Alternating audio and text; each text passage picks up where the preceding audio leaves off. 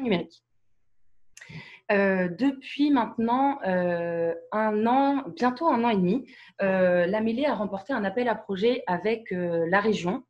Cet appel à projet, il a pour objectif d'accompagner les TPE-PME d'Occitanie dans leur transformation numérique. Alors concrètement, à quoi ça correspond? On a délimité 3 grandes actions que vous pouvez retrouver sur le lien qu'a envoyé Anne-Sophie alias Philippe. Donc 3 grands piliers. Un premier volet de sensibilisation. Sensibiliser les TPE-PME dans leur transformation numérique. Cette sensibilisation, on l'a fait en ligne. Donc ça, c'est avec l'aide de nos adhérents, mais on l'a fait également avec du coup les supports de nos adhérents, mais on l'a fait également on la fera également en physique quand on pourra de nouveau se réunir à travers des événements Open Country notamment, mais aussi la mêlée numérique, nos événements Jobstick, etc. Une fois que les entreprises sont sensibilisées aux enjeux du numérique, on leur proposera d'effectuer un pré-diagnostic qui est gratuit et leur renvoyer dans un délai d'1 semaine un bilan sur ce pré-diagnostic et leur proposer du coup des solutions d'accompagnement à travers les experts de la Mêlée. Donc aujourd'hui, on commence à avoir un beau panel d'experts de la Mêlée sur différents sujets. On va avoir du coup l'intervention de certains de ces experts. Du coup, là, tout de suite après ma prise de parole. Et l'idée, voilà, c'est de pouvoir se faire accompagner par ces experts et donc, grâce à cet appel à projet de la Mêlée, à des tarifs qui sont très avantageux puisque en partie pris en charge par la région. Alors, si vous souhaitez plus d'infos et que vous souhaitez devenir d'ailleurs expert Transphonium de la Mêlée, Philippe va également vous envoyer un petit lien vers un agenda des présentations de ce projet Transphonium. Donc voilà, si vous êtes intéressé par ce projet et que vous souhaitez avoir plus d'infos, n'hésitez pas à remplir ce petit doodle et je vous ferai une présentation plus en détail sur ce sujet. Alors voilà, ce soir, du coup, on va faire intervenir du coup différents experts sur différents sujets de la transformation numérique et on va commencer de suite par Florie Moulin de Medsys sur l'accompagnement au changement. Super. Hop, je vais partager mon écran du coup. Hop, hop. Est-ce que vous voyez tous mon bel écran? Super. Parfait. Donc déjà, bonjour à tous. Donc, comme le disait Constance, donc je suis Florie Moulin, société Medsys, et je suis consultante Office 365. Je suis spécialisée accompagnement au changement et intelligence collective, donc chez Medsys. Et donc, je vais vous parler particulièrement de la partie du volet accompagnement au changement dans le cadre de la transformation numérique. Donc, côté de transformation numérique, on va avoir des causes qui sont multiples, que ce soit pour augmenter la performance, l'efficience, améliorer la productivité, pour des problématiques de croissance, que ce soit de l'internationalisation, de la croissance externe, etc., etc., modification de paradigme de façon générale. L'idée, c'est que dans tous les cas, la conséquence, ça va induire un changement. J'ai dit le gros mot, que ce soit en termes d'organisation, que ce soit en termes de fonctionnement, sur les habitudes de travail de tout un chacun. Dans l'idée, par rapport à ces habitudes de travail là, qui vont devoir se modifier, au cœur de cette transformation-là et au cœur de ce changement, on retrouve toujours les collaborateurs. Les collaborateurs qu'on va retrouver, qui vont avoir des profils qui vont être différents, qui vont avoir des sensibilités par rapport à tout ce qui est digital, à tout ce qui est numérique, qui vont être totalement différentes par leur âge ou de par leur caractère, de par leurs envies.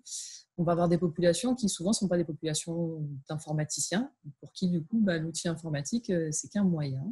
Ils ont d'autres problématiques liées déjà à leur travail, donc ils n'ont pas forcément envie de s'opposer aux problématiques, de devoir gérer des problématiques informatiques en plus.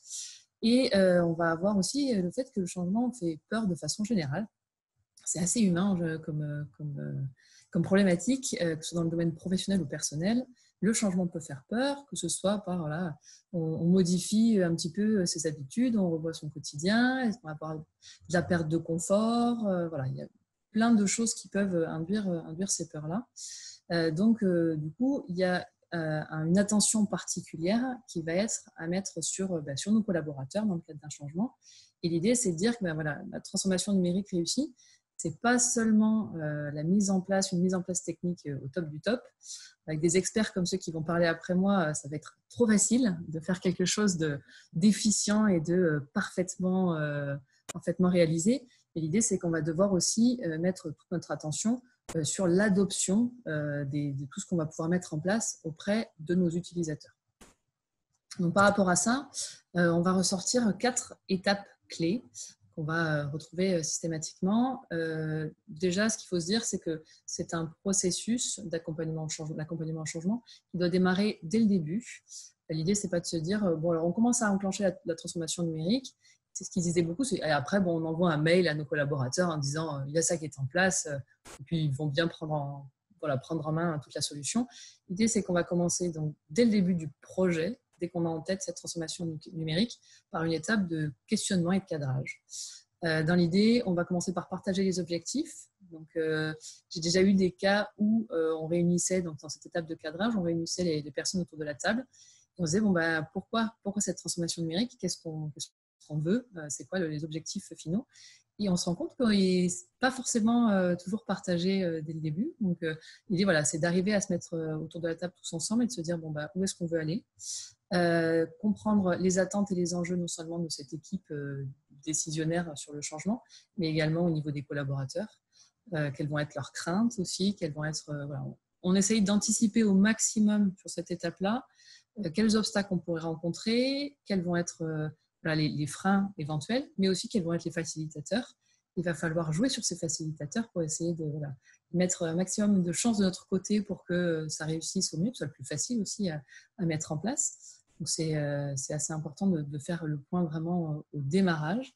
On va définir une stratégie qui va être une stratégie, non seulement il va y avoir la stratégie, le plan technique, comment est-ce qu'on fait notre transformation d'un point de vue très, très factuel, très technique, et également comment on définit une stratégie en termes d'accompagnement, comment on fait en sorte que à un instant T, nos utilisateurs, nos collaborateurs, leurs habitudes de travail sont celles-ci, et à un instant T plus 20, on veut qu'ils fonctionnent avec ces nouveaux outils, comment est-ce qu'on les guide pas à pas pour qu'on arrive à une adoption complète. Donc on va définir une stratégie, contextualiser la démarche. Et le plus important pendant cette étape de questionnement et de cadrage, ça va être d'impliquer nos utilisateurs. Sur ces phases-là, on va faire en plein écran. Je ne suis pas en plein écran. Hop. Alors, je pense que peut-être juste qu'il s'est mis en... Est-ce que là, c'est mieux? C'est parfait. Merci. Génial. Du coup, je parlais du fait d'impliquer les utilisateurs. Donc ça, c'est vraiment le point clé de cette partie de questionnement et de cadrage. On va inviter, en fait, on va réaliser, par exemple, par le biais d'ateliers de brainstorming, par le biais d'interviews, on va faire en sorte de les faire, de prendre un petit peu les informations de leur part, de savoir quels sont eux leurs besoins, quelles sont eux leurs attentes, essayer de les impliquer au départ. En général, ça va représenter au moins, alors peut-être pas la moitié, mais ça va représenter beaucoup dans ce processus d'adoption, ne serait-ce que de demander leur avis. En général, ça joue énormément. C'est là qu'on va jouer, on va faire entre autres, nous on fait beaucoup avec les clients, des ateliers d'idéation. On fait avec des petits post-it et des feutres, de la pâte à modeler. Il y a plein de choses un peu sympas pour essayer de faire les choses de façon un peu ludique. L'idée, c'est dans des ateliers que j'ai fait il n'y a pas très longtemps, quelqu'un qui m'a dit, alors j'ai vu que c'était une réunion avec l'informatique, alors je vous avoue que j'ai failli pas venir, parce que franchement, ça me donnait pas du tout envie. Alors, mais là, je suis vraiment, après avoir joué l'atelier, je suis vraiment contente d'être venue, franchement, c'était sympa. Déjà, donc ça, c'était un bon retour. Et aussi, souvent, le retour qu'on a, c'est de se dire, alors, peu importe ce qui sera fait par la suite, mais déjà, cette démarche de nous demander notre avis au départ, elle est déjà très bonne parce qu'ils ont besoin aussi qu'on les écoute. et qu'on entende voilà, leurs problématiques actuelles, leurs frustrations et les peurs qu'ils peuvent avoir pour que dans la suite des étapes, on puisse y répondre au mieux. Voilà. Après donc, cette étape très importante de questionnement et de cadrage, on a la partie préparation et mobilisation. On va commencer à mobiliser des acteurs clés. Donc, j'ai mis les ambassadeurs. C'est un des piliers qu'on va pouvoir actionner dans le cadre de l'accompagnement au changement. Ça va être des personnes un peu clés qui vont permettre de, on va dire, alors pas forcément répandre la bonne parole, mais au moins transmettre les bonnes pratiques, les usages auprès des autres, de ses collègues, auprès de l'ensemble des collaborateurs. Et donc, cette étape de préparation et de mobilisation nous permet, entre autres, de, eux, les fédérer, de commencer à, voilà, à les former, à les préparer pour leur mission de diffusion de ce changement. Donc, on fait des sessions d'ambassadeurs avec, entre autres, une partie un peu team building où on commence à créer vraiment cette communauté d'échange. Ensuite, on a une grosse partie, évidemment, sur la communication. C'est une étape clé, ça va être d'informer les collaborateurs des changements qui vont être à venir, des impacts. L'idée, c'est vraiment d'être transparent là-dessus. J'en reparlerai juste après sur les facteurs clés de succès, mais d'être transparent sur pourquoi est-ce qu'on a provoqué ce changement-là. Ok, on va remettre en cause un peu, venir un peu les bousculer dans leur train-train quotidien. Pourquoi est-ce qu'on le fait? On vient justifier tout ça, essayer de leur expliquer pourquoi on en est venu là. C'est pas pour les embêter, mais il y a des raisons sous-jacentes. Quels vont être les bénéfices? L'idée, ça va être vraiment d'appuyer là-dessus. En fonction des populations, on va essayer aussi d'être assez fin sur chacun va avoir peut-être des bénéfices différents, donc on va essayer d'affiner un petit peu le sujet. Et puis, quels sont aussi, il faudrait quand même être transparent aussi sur quelles peuvent être les éventuelles pertes en termes de fonctionnalité, en termes de, on essaie d'être un maximum transparent pour qu'il n'y ait pas de mauvaises surprises et de frustration par la suite. C'est là qu'on explique, qu'on écoute et qu'on commence à rassurer dès à présent nos collaborateurs. Alors là-dessus, les dernières années ont pas mal évolué sur ce qu'on peut faire. On a plein de moyens de communiquer auprès des utilisateurs. Il y a des choses qu'on peut faire avec des budgets maximum. J'ai déjà eu un cas avec un projet où ils ont fait voler une montgolfière pour un lancement de projet. Et puis, il y a des choses qu'on peut faire. Il y a des tonnes de choses qu'on peut faire avec moins de budget, avec peu de budget, voire presque pas de budget. Entre autres, j'ai des ambassadeurs qui, sur un projet, avaient pris sur leur temps de faire des vidéos de type bref. Je ne sais pas si ça parle à tout le monde, mais c'était bref, maintenant j'ai un outil pour gérer mes projets. Et donc, ça avait fait ils avaient utilisé en teasing et ça avait marché aussi bien, voire même mieux que la montgolfière qui avait coûté très très cher et pour laquelle ils avaient tous guetté les actualités météo France les semaines et les mois précédant le lancement. Donc il y a plein de choses en fait qu'on peut faire. Et voilà, il faut pas forcément se dire que, globalement, il y a des choses qu'on peut faire qui coûtent vraiment pas cher. Alors, ce ne sera jamais zéro budget parce qu'il y a toujours de la charge chez des personnes qui vont devoir réaliser ne serait-ce que le mail ou le poster ou ce genre de choses. Mais déjà, avec des petits budgets, on peut faire plein de choses très, très sympas. On fait des événements de lancement. On avait fait des gâteaux sur un événement de lancement avec du topping bleu Facebook pour annoncer un petit événement avec des plugins liés à Facebook. On a des projets de faire un événement avec des donuts, avec le haut d'Office 365. Voilà, il y a plein de choses qu'on peut faire. L'idée, c'est avec juste le maître mot, c'est de dire on commence à communiquer, on embarque nos collaborateurs, on est transparent et très clair avec eux sur ce que va être le demain pour eux. Ensuite, après cette phase de mobilisation et préparation, on a notre accompagnement.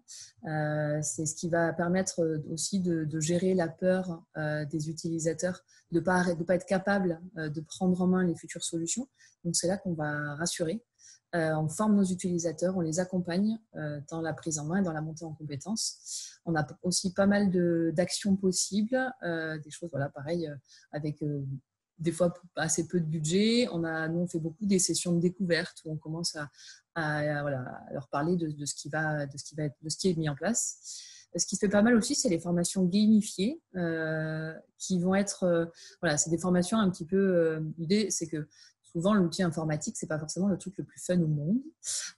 Donc, on essaie de faire des choses assez ludiques, les formations gamifiées. Pour vous donner un exemple, dans un secteur bancaire, il n'y a pas longtemps, j'ai proposé de réaliser une formation où les participants sont dans un rôle de braqueur de banque. Et du coup, vont découvrir les outils Office 365 en essayant de braquer leur banque. Voilà. Il y a des choses qu'on peut faire en fait de façon générale un peu ludique. Il y a toutes sortes de moyens, que ce soit du e-learning, des sessions asking, où c'est des personnes qui ont de la disponibilité pour pouvoir poser des questions et échanger. Voilà. Il y a plein de choses qu'on peut faire, des guides pratiques, des chatbots. Voilà. L'idée, c'est de dire on fait en sorte d'accompagner nos utilisateurs pour qu'ils soient en maîtrise de ces outils-là et qu'ils soient rassurés sur le sujet. Une étape qui est souvent négligée aussi, au-delà de la partie questionnement et cadrage, c'est la partie consolidation et stabilisation. Ce qu'il faut bien garder en tête, c'est que cet accompagnement au changement et l'adoption, ça ne se fait pas en 2 jours. On ne va pas se dire, à J, on va mettre en place nos solutions. Et puis à J+1, tout le monde sera super heureux et puis tout le monde arrivera à le maîtriser sans aucun problème. Il faut il faut se dire que ça va prendre parfois un petit peu de temps. On n'a pas tous, ce que je disais au départ, on n'a pas tous la même sensibilité aux outils. Il y a des personnes qui vont arriver à le prendre en main très facilement. Il y a des personnes qui vont arriver avec qui il va falloir aller un peu plus loin, qui vont être plus attachées à leur train-train quotidien. Donc il faut se dire que ça peut prendre un petit peu de temps. Et c'est les démarches qu'on définit en option, il faut les revoir petit à petit et essayer de dire on décide d'une démarche au départ, on définit des actions à réaliser qui vont dans l'idée correspondre vraiment à notre public, venir répondre vraiment à ce que les collaborateurs en termes de sensibilité, en termes d'attente ont en tête.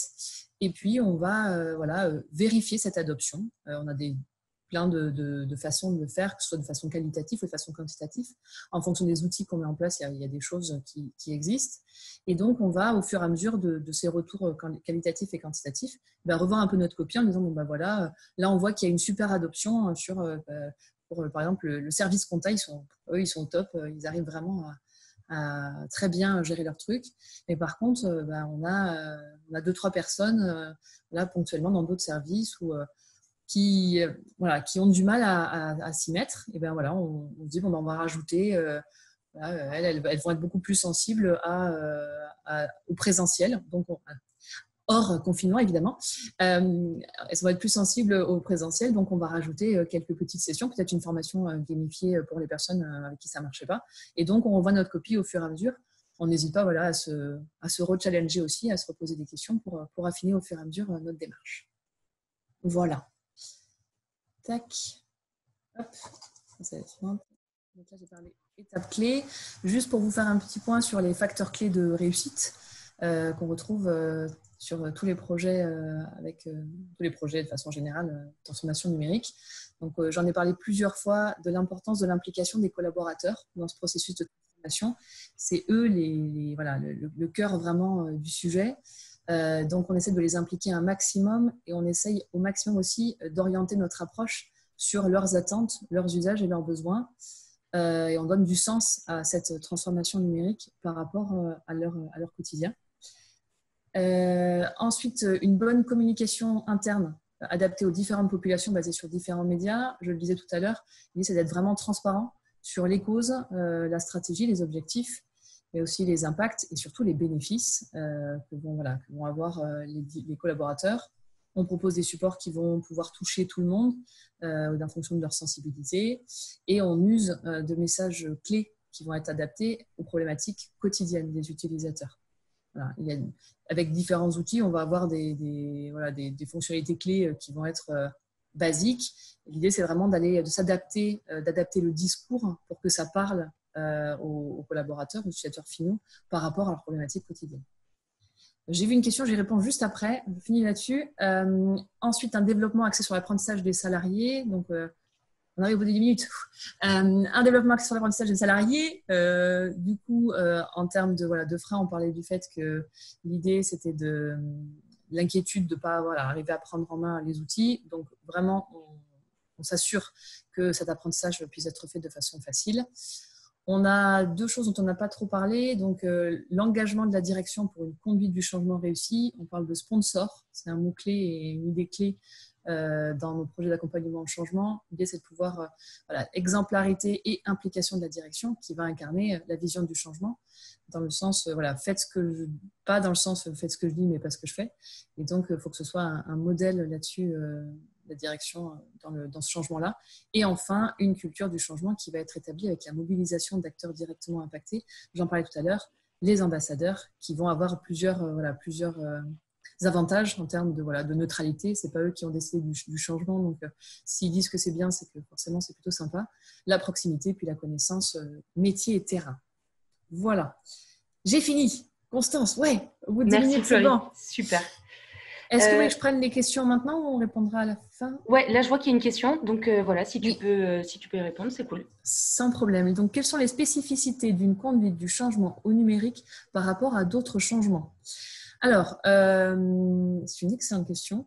Globalement, un changement, que ce soit un changement numérique ou un changement autre, on va être sur le même modèle de fonctionnement. Globalement, les peurs sont les mêmes. Il y a des peurs qui se retrouvent. Donc, on va en fait avoir la même, si vous voulez, on va avoir les mêmes étapes. On va l'envisager de la même façon. C'est juste qu'on va adapter le discours de façon différente. C'est surtout ça, en fait. Nos étapes vont être les mêmes. Nos facteurs clés aussi vont se retrouver, entre guillemets. C'est juste la façon dont on va adapter, nous, notre discours qui va être totalement différent. Est-ce que ça répond à la question? Je te remercie, y a-t-il d'autres questions? Alors, pour l'instant, pas d'autres questions, mais on pourra y revenir après s'il y a d'autres questions qui viennent, en tout cas, on pourra y revenir après les autres présentations. Du coup, suite à ton intervention, merci Florie. Je laisse la parole à l'équipe Youp avec Nicolas Garcia et avec Yannick Jassin. Allez, je lance le partage, c'est parti. Logiquement, ça devrait être bon. C'est bon, je vois. Tu vois, allez, c'est parti. Tout simplement, déjà, bonjour à toutes et à tous. Merci à la Mêlée de nous accueillir pour ce 5 à 7 sur le thème de la transfo numérique.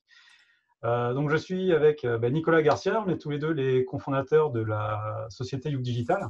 You Digital, c'est une entreprise de services numériques spécialisée dans le développement d'applications web et mobile.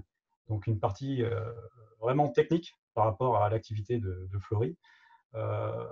Cette société est sur Balma, elle existe depuis 15 ans maintenant et on compte une 50aine de collaborateurs jusqu'à présent.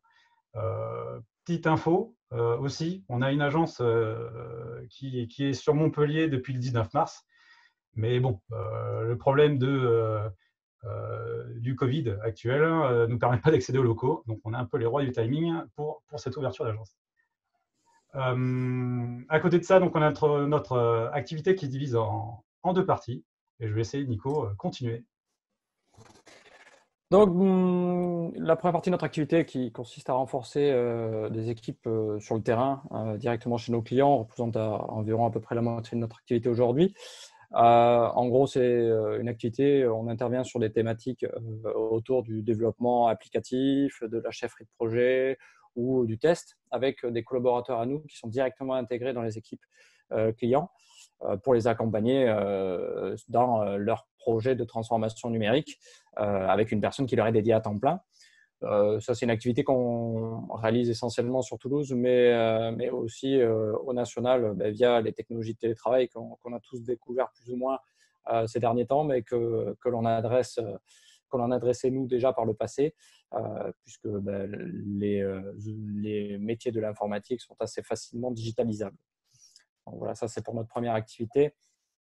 Yannick va vous présenter la deuxième qui est… donc notre centre de service qu'on appelle chez nous le Youp Center. Donc il permet de gérer des projets, de l'idée à la réalisation et d'accompagner nos clients dans la transition numérique. Donc on s'adresse à tout type d'entreprise, que ce soit des TPE ou des grands comptes. On travaille avec des clients qui sont répartis sur toute la France et on propose de travailler de plusieurs méthodologies, que ce soit en assistance technique ou au forfait. On a plusieurs activités dans ce centre de service.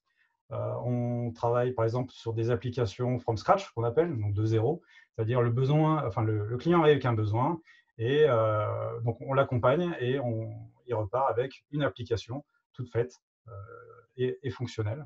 On fait aussi de la maintenance d'applications où on n'a pas forcément développé, nous, au départ dessus. Mais on met en place tout simplement les bonnes pratiques, on sécurise l'application existante et on développe des fonctionnalités, des besoins d'évolution du client. On travaille aussi sur à la fois donc, du web et du mobile. Dans tous les cas, le code qu'on développe appartient au client. Donc, s'il est en capacité, il a les équipes techniques, on assure la montée en compétences pour qu'il soit en totale autonomie par la suite. On va parler peut-être un petit peu de cas concrets parce que c'est vrai que là, on reste très théorique, de cas concrets sur lesquels on est intervenu récemment. Premier cas, par exemple, un client dans les télécoms qui avait une problématique de devoir saisir des données en situation de mobilité. Jusqu'à présent, c'était plutôt réalisé à l'ancienne sous format papier. Là, le but de l'applicatif qu'on a mis en place, c'était de pouvoir saisir de la donnée texte, de la photo, de réaliser des schémas pour pouvoir ensuite générer un fichier qui allait pouvoir être importé dans un outil un peu plus gros et remis à un gros donneur d'ordre, puisque dans les télécoms, on connaît les quelques donneurs d'ordre qui existent sur le terrain. Donc, le but de cet intermédiaire était de pouvoir générer ce fichier et le communiquer aux donneurs d'ordre. Nous, ce jour-là, on a décidé de mettre en place une application de type PWA. Alors, pour les noms techniques, ça parle pas forcément beaucoup, mais pour résumer, c'est une technologie qui permet d'utiliser un navigateur, tout comme une application mobile, sans avoir à publier sur les stores, Play Store, Apple Store, et tout en utilisant les fonctionnalités natives du téléphone, à savoir appareil photo, les différentes applications qu'on peut solliciter sur un téléphone, mais tout ça, comme je viens de le dire, sans passer par le store, donc en limitant les coûts de développement. Donc ça, c'est une technologie qu'on utilise régulièrement et qui permet de simplifier les développements et de limiter les coûts dans le cadre d'une demande spécifique de petite taille, on va dire. Ensuite, un autre cas concret sur lequel on travaille encore, et ça fait plusieurs années d'ailleurs qu'on accompagne ce client-là. C'est assez contextualisé aussi, puisque c'est un client qui est dans le rush actuellement, dans le service à la personne. En gros, ils ont un système d'information qui est vieillissant, avec de vieux outils, pas forcément très jolis et pas forcément très maniables. Et nous, on est sollicité depuis 2 ans maintenant sur le projet principal, dans la refonte intégrale de cet ancien outil vers de nouvelles technologies. Là encore, je vais utiliser des mots barbares, Angular et Node, mais ça, c'est des technologies qui sont très à la mode, très jolies visuellement et très agréables à utiliser. Donc, nous, on est sollicité pour intervenir sur cette technologie-là et pour les accompagner dans la transformation de leur ancien outil numérique. Un dernier cas, parce qu'il en faut toujours un de plus, le transport. Donc, là, de nouveau, une société un peu plus petite qui avait besoin de développer une application pour gérer tout ce qui est partie livraison de produits, de la signature, vérifier que le produit a bien été livré, tout ce qu'on rencontre nous dans notre quotidien, puisque ça nous arrive fréquemment de commander des produits et de devoir signer. Nous, on a développé une application de ce type-là. Là encore, on a choisi une technologie un petit peu différente. Le client, pour le coup, lui avait besoin qu'on publie des applications sur le store, donc Play Store, Apple Store. Et là, on a choisi, nous, de développer en hybride, c'est-à-dire de développer une seule application qu'on allait pouvoir publier sur les 2 stores, alors que, bien entendu, ce ne sont pas du tout les mêmes technologies, mais grâce aux produits React Native qu'on a utilisés à ce moment-là, ça nous a permis de permettre au client de limiter ses coûts lui aussi, puisqu'une seule application développée pour les 2 stores, ça fait toujours diviser les coûts par 2. Puis un confort derrière d'utilisation, puisque les applications mobiles aujourd'hui, c'est un peu le passage obligé quand on veut faciliter la vie des intervenants en bout de chaîne. Voilà, après, très rapidement, on a utilisé PHP en front, mais ça, c'est plus pour la partie visuelle quand on s'est servi de cette partie-là. Et surtout, voilà pour quelques cas concrets. Donc, si on résume sur les 3 cas, on voit que chaque situation est différente. Mais force de ce constat-là, et avec la volonté pour nous de limiter les coûts et de permettre à tout un chacun d'accéder à la transformation numérique, on a initié le développement d'une application en interne qu'on appelle notre outil marque blanche et que Yannick va vous présenter. Oui, effectivement, dans cet outil marque blanche, en fait, on trouve des similarités dans nos besoins clients. Par exemple, le suivi d'un processus métier sur tout son cycle de vie, que ce soit sous forme d'une fiche ou d'une liste, une communication avec d'autres applications ou des objets connectés. Ou sinon, on va retrouver aussi la gestion et le besoin de gestion et d'un suivi sur le terrain, voilà, de personnes intervenant ou se baladant sur le territoire. Donc, c'est pour ça qu'on a développé un socle commun qui amène justement trois avantages. Trois avantages. Donc, des temps de développement divisés par deux. Tout simplement, ce qui est déjà développé, on n'a pas à le refaire. Donc, ça, c'est formidable. Et c'est quand même un support qui s'adapte aux besoins du client parce qu'on continue à développer des modules vraiment spécifiques pour lui. Et donc, au-delà d'un budget aussi réduit, c'est déjà multiplateforme. Donc, on est capable de compiler sous les différentes formes qu'a dit Nico auparavant, que ce soit la simulation d'applications mobiles, une application purement web ou vraiment des applications natives. On travaille un peu sur ces différents panels d'applications. Donc voilà, on présente aussi notre équipe commerciale, on en profite. Voilà. C'est le moment pub. Donc voilà, mais c'est possible qu'il y en a quelques-uns qui sont participants. Donc bon, si vous avez besoin, n'hésitez pas à les solliciter. Merci beaucoup. Alors. J'avais pas tout à fait fini, j'allais faire une petite conclusion, mais c'est pas grave. Pardon, vas-y, je te laisse conclure. Non, mais oui, tu m'as coupé. Non, très rapidement, moi, je voulais juste reprendre la main pour indiquer qu'il faut démystifier un petit peu l'accès à la transformation numérique, même si c'est un bien grand mot, à l'accès à un produit qui peut être spécifique en fonction de son activité.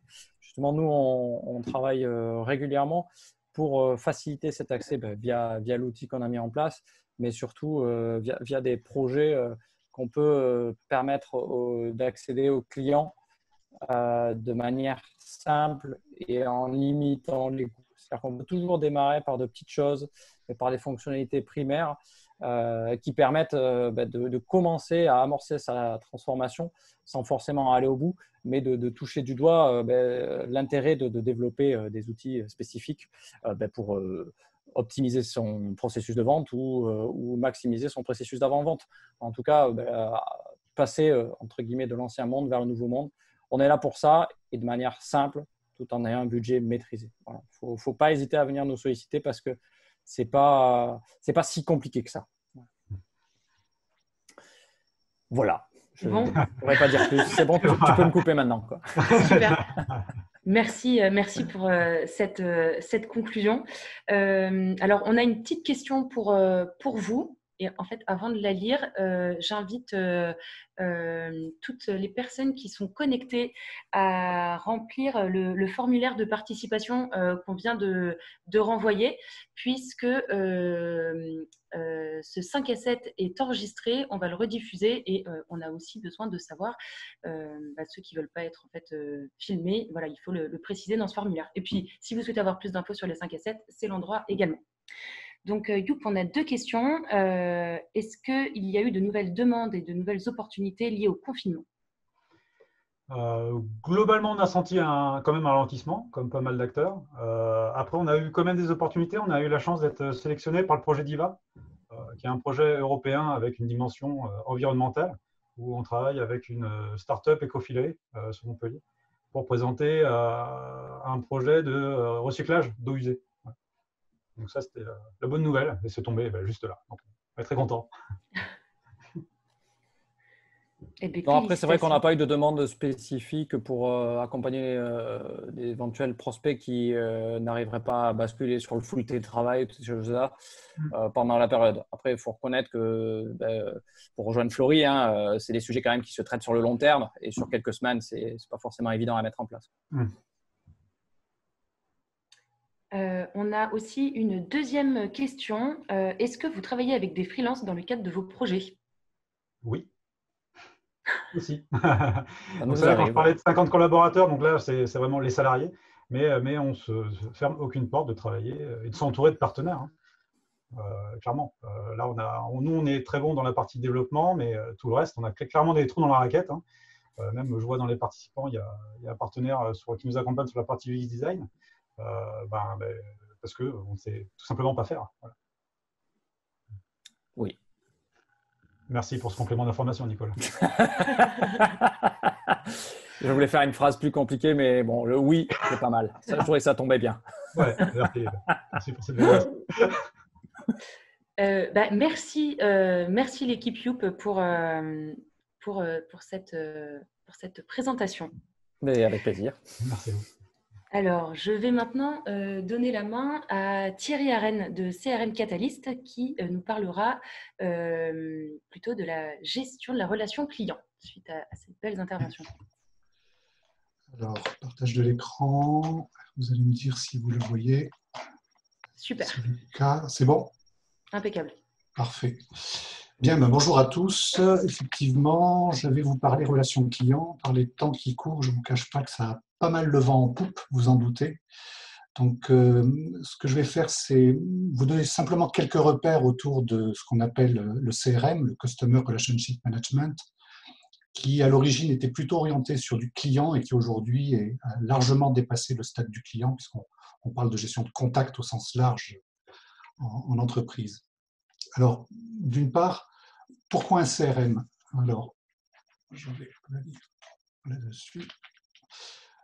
Pourquoi un CRM? D'une part, ça va vous permettre d'avoir en un seul endroit, sous forme centralisée, toutes les informations liées à la relation avec vos différents contacts. Clients, partenaires, fournisseurs et ainsi de suite. Donc, tout peut être tracé dans cette base centralisée.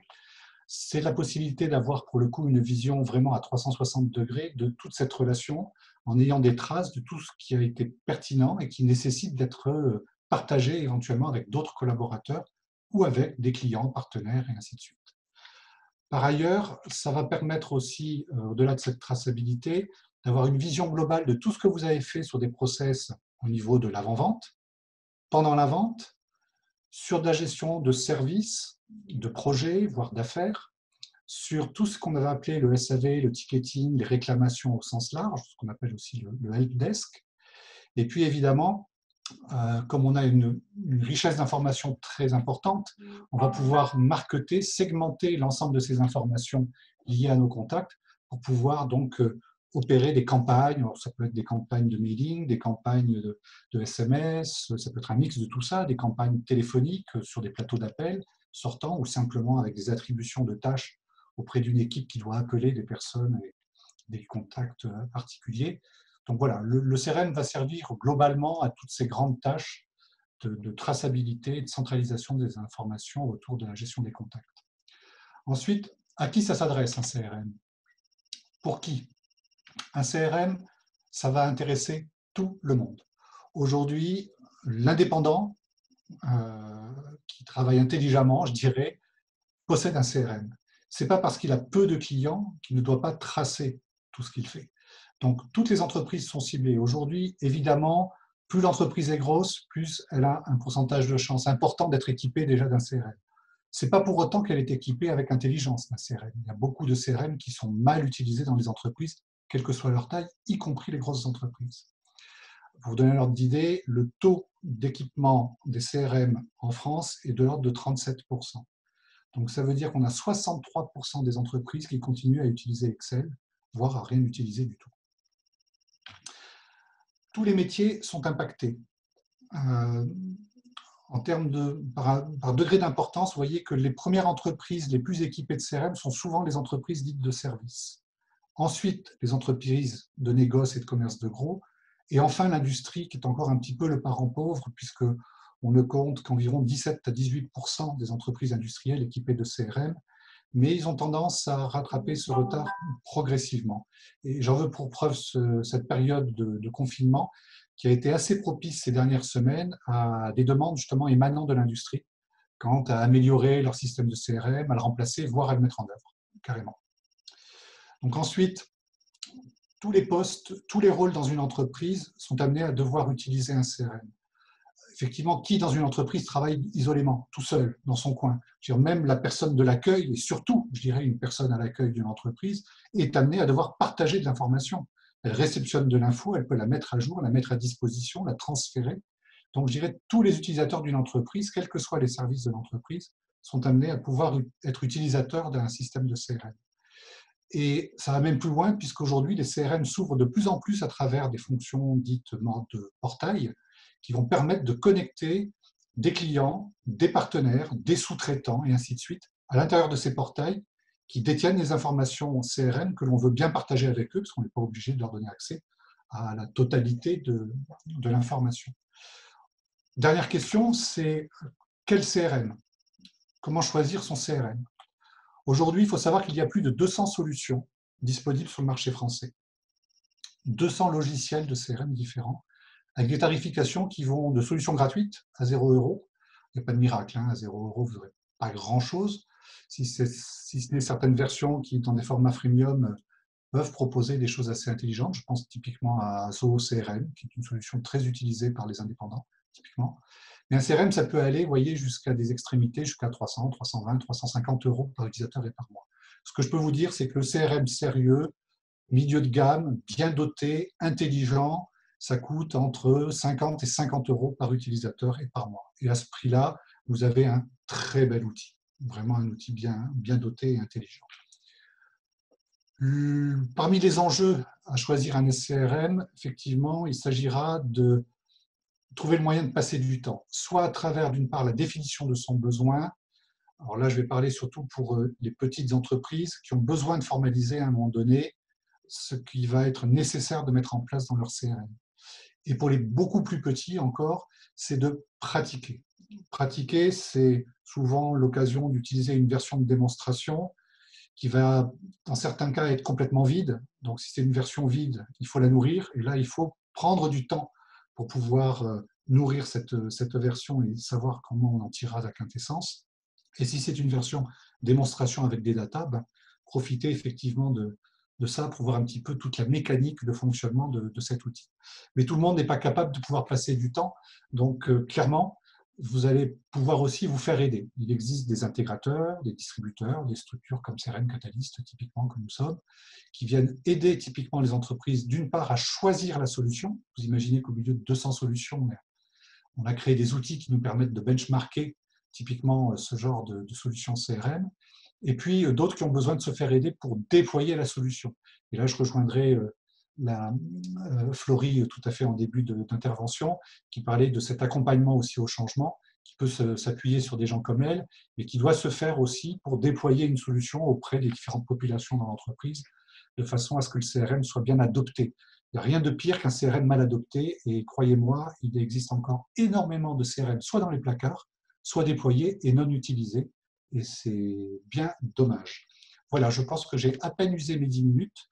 Je reste à la disposition de ceux qui le désirent. Nous sommes sur Toulouse, à la Beige. Nous sommes une équipe uniquement d'intervenants hyper spécialisés sur les métiers du marketing et du CRM, de la relation client. Et notre métier, c'est d'appuyer à la fois les entreprises donc dans les phases de choix et de déploiement, mais surtout, et ça c'est assez particulier, on travaille beaucoup avec les éditeurs de CRM, les éditeurs de logiciels CRM, que l'on accompagne sur des phases stratégiques de déploiement et de distribution de leurs solutions sur le territoire français et en francophonie. Voilà, j'en ai fini, Constance. Merci Thierry. On a une petite, on a même 2 questions pour toi. Une première, quelle est la cause principale de la sous-utilisation ou échec de l'outil CRM à moyen terme? Alors, parmi les causes, la première cause principale, c'est le non-investissement de la direction. Les entreprises dans lesquelles la direction, alors je parle des dirigeants, ils peuvent être un ou plusieurs, mais des dirigeants qui ne sont pas moteurs sur un projet CRM, ça va 9 fois sur 10 dans le mur. Ça, c'est un premier point. Ensuite, il y avait cette fameuse capacité à adopter le produit. Il n'y a pas de mauvais CRM sur le marché aujourd'hui. Globalement, les produits se tiennent, ils sont plutôt bons. Après, il y a des CRM qui sont mieux adaptés à certains métiers il y aura certaines typologies d'utilisation ou d'utilisateurs que d'autres. Donc, c'est en cela, effectivement, qu'il s'agit de choisir avec pertinence son produit. C'est vrai que tout le monde a souvent entendu parler des leaders, des Salesforce, des Microsoft, SAP, je ne sais pas moi, Ines, FICI, etc. Donc, il y a des leaders aujourd'hui. Il y a une tripotée de challengers qui sont très bien adaptés aujourd'hui à beaucoup d'entreprises. Donc, voilà. Après, il y a plein d'autres critères d'échec sur les mises en place de CRM. Alors, on a une question aussi. Combien coûte ton CRM? Alors, donner des idées tout à l'heure, le 350 € par utilisateur et par mois, c'est exceptionnel. Quand on prend la licence la plus haut de gamme de chez Salesforce, c'est ce qu'on va payer. Mais clairement, ça s'achète sur des rôles d'administrateur, donc ce n'est pas quelque chose qu'on va multiplier par 1000 utilisateurs ou par 20 utilisateurs dans une petite entreprise. Donc, je vous disais, le tarif moyen se situe entre 30 et 50, avec une montée jusqu'à 70 €, où là, on a vraiment des produits haut de gamme, plutôt pas mal. Merci. On a une question d'Antoine Lagre aussi. Avec combien d'éditeurs CRM avez-vous des partenariats? Et est-ce que vous accompagnez des clients sur des CRM avec lesquels vous n'avez aucun partenariat? Alors, nous avons aujourd'hui des relations avec une bonne quarantaine d'éditeurs de CRM différents, parmi lesquels les principaux leaders, évidemment. Et à cela, on travaille avec, on va dire, les 160 autres aujourd'hui. Sans être obligé de les connaître, on a créé des référentiels qui nous permettent aujourd'hui d'accompagner les entreprises sur n'importe quel projet de CRM. C'est une émission qu'on est en train de mener là actuellement. Et je dirais même qu'en pleine phase de confinement, on vient de prendre 2 missions de déploiement de CRM, dont un qui est un 130 postes typiquement, où on accompagne donc le déploiement de ces solutions totalement à distance. Donc ça aussi, c'est quelque chose d'important, c'est que notre métier se prête parfaitement à la gestion à distance. J'en profite pour répondre à l'autre question sur existe-t-il des CRM gratuits. Ce que j'en pense, oui, il existe des CRM gratuits, mais vous en doutez, il n'est pas si gratuit que ça, puisque vous devrez y passer du temps pour pouvoir le mettre en œuvre. Donc ça a quand même des coûts. Après, c'est le coût du temps que vous y passerez. Mais pour autant, vous n'aurez peut-être pas fait le tour de la question sur le produit. Vous allez peut-être ne pas découvrir des fonctions qui existent et que vous ne savez pas mettre en œuvre, des paramétrages qui n'ont pas déclenché la mise en place de telle ou telle fonctionnalité. Et pour le coup, vous allez condamner le produit, peut-être bêtement, parce que vous ne serez pas allé au bout et que vous n'aurez pas été accompagné pour pouvoir en exploiter la quintessence. Donc oui, ça existe. Maintenant, il y a beaucoup de produits, non pas spécialement gratuits, mais en freemium, qui vont vous donner envie de l'utiliser et puis qui, à un moment donné, vous diront maintenant, vous devez payer 12 €, 30 € et ainsi de suite, et vous rentrerez dans une logique commerciale. Donc, posez-vous véritablement la question, effectivement, de savoir s'il vaut mieux pas le payer d'entrée et de profiter d'un certain nombre de moyens. Merci Thierry. Je vous en prie. Merci pour la réponse à ces questions. Ah oui, et bon, alors du coup, on continue. On en a juste une autre. L'offre évolue-t-elle avec la crise du Covid? Alors, l'offre des éditeurs de CRM ou l'offre en termes de périmètre fonctionnel? Je ne comprends pas très bien la question. Oui, l'offre gratuite peut-être. Alors oui, sachez une chose, beaucoup d'éditeurs actuellement font des méga promotions. Certains offrent leur CRM pour 1 mois, 2 mois, d'autres jusqu'au mois de juillet. Il y en a d'autres qui l'offrent carrément pour une année entière, donc plutôt courageux. Je pense à Simple CRM typiquement. Donc, et là, c'est effectivement l'opportunité de mettre le pied, je dirais comme les grands, dans une solution de CRM. Donc, regardez effectivement sur Internet ce qui peut être à disposition parmi les éditeurs. Et alors, il y a une autre question, mais je te propose qu'on y réponde juste après et qu'on continue les présentations. Je vais du coup donner la parole à Nathalie de DQE Software qui va nous parler maintenant de l'analyse de la donnée. Alors Nathalie, je pense qu'il faut te redonner l'accès au micro. Philippe, si tu veux bien donner accès à un des 2 numéros de téléphone, super. Tout le monde m'entend? Super. Bon, merci Constance. Alors, juste en petite introduction, parce que je vais très peu parler de DQE Software. Nous sommes éditeurs de logiciels dédiés à tout ce qui est qualité de la donnée et plus spécifiquement de la donnée personnelle au moment de sa collecte. C'est-à-dire au moment où, soit dans un magasin, soit sur un site web, soit sur une plateforme téléphonique, il va y avoir besoin de saisir des données personnelles, prénom, nom, adresse email, téléphone. Voilà notre spécialisation. De là, je vais rebondir sur ce que disait Thierry sur le CRM. En effet, un CRM, c'est essentiel dans le cadre de la gestion de la relation client et il faut l'alimenter puisque l'utilité finale va quand même être de mieux travailler plus efficacement au travers de campagnes marketing et autres pour pouvoir développer son business, tout simplement. Aujourd'hui, dans le statut confinement, peut-être que certains se sont rendus compte que s'ils avaient une plateforme de vente à distance, s'ils avaient un site internet mieux construit, ils auraient une capacité à interagir avec leurs clients et ce sont peut-être des projets qui commencent à naître quelque part. Je vais parler, vous allez m'entendre souvent utiliser le terme de Data Quality Management ou de DQM.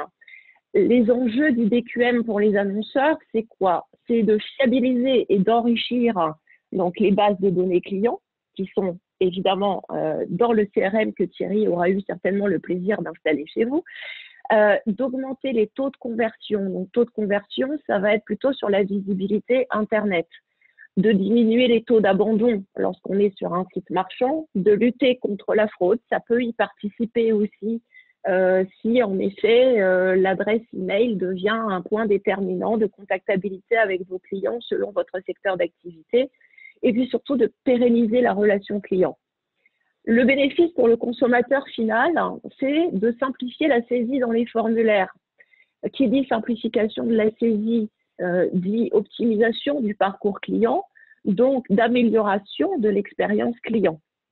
Voilà déjà les enjeux, les bénéfices pour les uns et les autres. Alors, de façon un peu plus concrète, en quoi consiste le DQM et comment s'inscrit-il dans la transformation numérique? Tout simplement, aujourd'hui, les canaux de communication avec les clients sont multiples. Ça va de l'achat online, du conseiller ou téléconseiller, d'inscription à des newsletters, de passage à la caisse dans un magasin où on va demander un certain nombre d'informations pour des cartes de fidélité, de demande d'échantillons, de coupons de réduction et autres. En multipliant ces canaux de collecte, on prend un risque qui est notamment de créer plusieurs fois la même personne dans des bases différentes. Aujourd'hui, l'harmonisation des bases, c'est pas encore vraiment ça, même chez les plus grands. Donc, il faut mieux commencer en amont quand on est dans cette logique de transformation numérique plutôt orientée client. La première intervenante, Florie, si je ne m'écorche pas son prénom, était plutôt sur la transformation interne, sur des process métiers. Là, nous, on est vraiment plus sur la communication avec les clients, la transformation numérique de la relation client. Le fait de mettre la qualité de la data au cœur de la relation client, c'est aussi de gagner la confiance des clients. 85% des Français déclarent que pour rester fidèles à une marque, ils attendent une plus grande transparence de sa part. Transparence, évidemment, sur l'usage des données. Donc, la multiplication de ces canaux que l'on encourage, c'est pas n'importe comment, à n'importe quel prix. C'est d'une certaine manière en transparence avec le client pour pouvoir lui fournir un service quand même beaucoup plus qualitatif. Et on le voit encore plus aujourd'hui avec le confinement où on est tous en télétravail, télécommunication, achat par correspondance, on fait des drives pour éviter d'aller dans les rayons faire nos courses, etc. D'avoir des communications qui sont ciblées, qui nous concernent, et où on ne nous demande pas des données qui ne nous concernent pas par rapport à l'acte d'achat. Prendre un exemple, si je vais chez Intermarché faire mes courses, par exemple, en quoi est-ce qu'ils se sentent concernés de savoir si je suis propriétaire ou locataire? Ça n'a pas d'intérêt. Donc, moi, le conseil que je donne au niveau des formulaires qui vont être à mettre en place par des sociétés comme Youp, qui va développer un certain nombre d'outils, par Thierry, au niveau de son CRM, c'est ne rendez nécessaire que les champs dont vous avez vraiment besoin. C'est un moyen de fidéliser les clients. Donc, ça va permettre de collecter des datas de qualité, que ces data, vous ne les utiliserez que pour vraiment votre objet, et tout ça dans le cadre de la multiplication de vos canaux de communication ou de distribution selon vos activités. Voilà. J'espère avoir été claire. Super. Je ne t'entends plus. Oui, pardon, excuse-moi, il fallait que je remette mon micro. Merci Nathalie. Alors, on a une petite question pour toi. Observe-t-on des spécificités de comportement, votre approche formulaire en fonction des classes d'âge ou hommes-femmes? Alors là, malheureusement, je vais avoir beaucoup de difficultés à répondre parce que je vais être tentée de vous dire que ça dépend de pas mal de facteurs. Ça va dépendre du secteur d'activité, à savoir que si on est dans le monde du retail et de la vente par correspondance, souvent c'est madame qui s'en occupe. Les cartes de fidélité, regardez, ouvrez les portefeuilles de vos conjoints et conjointes et comptez-les. Vous allez voir que madame en a certainement beaucoup plus que monsieur. On est beaucoup plus acheteuse en tant que femme sur les biens de consommation courante et autres. Sur d'autres secteurs, ça va être plus ou moins équitable. Si on prend le domaine financier, on est tous en interaction avec notre banquier. Donc là, il n'y a pas vraiment un critère qui se démarque. Quant aux catégories d'âge, plus on est sur le numérique, même si ça tend à diminuer, plus on va être orienté vers une population jeune. Jeune qui a très peu de temps, qui n'aime pas l'intrusion, qui n'aime pas donner trop d'informations. C'est toute la génération 2, voire 3.0 qui est consommatrice de numérique, mais qui pour autant n'aime pas trop l'intrusion dans la vie privée.